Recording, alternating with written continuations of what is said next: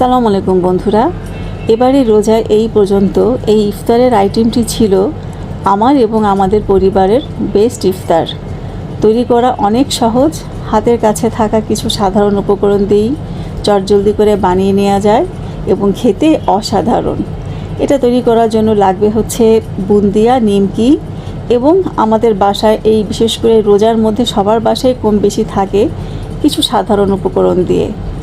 তো প্রথমে একটি বাটিতে আমি দিয়ে দিচ্ছি বিট লবণ আর পুদিনা পাতা, লবণ, জিরা পাউডার, মরিচের পাউডার সব একসাথে করে একটি চামচের সাহায্যে একটু থেতো করে দিচ্ছি, সুন্দর একটা ঘ্রাণ বের হবে তাই।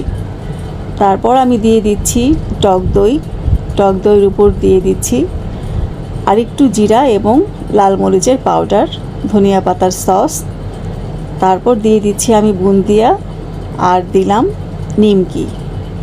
এবার উপর দিয়ে আমি কাঁচামরিচের সস, ধনিয়া পাতার সস দিয়ে দিচ্ছি। এবার আজানের শব্দ কানে আসতেই মিক্সড করে নাও আর বিসমিল্লাহ করো, দেখবে মন এই ক্রেজি বুন্দিয়া ছাড়া আর কিছুই চাইবে না। সবাইকে রমজানের মোবারক জানিয়ে বিদায় নিচ্ছি। আল্লাহ হাফেজ।